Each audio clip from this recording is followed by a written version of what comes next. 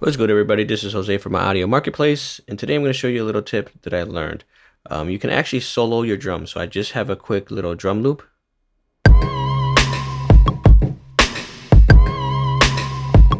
And what I can do is hold down solo and press a pad, and it'll actually mute that sound. So right now, this is my kick, it's my snare, and there's a sample.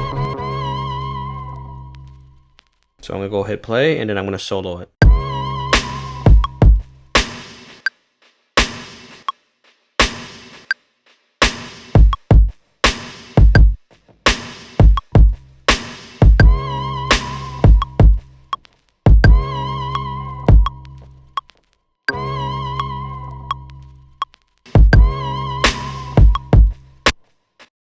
So that's a quick way to actually solo little drum parts so you want to get some ideas how it sounds with breakdowns.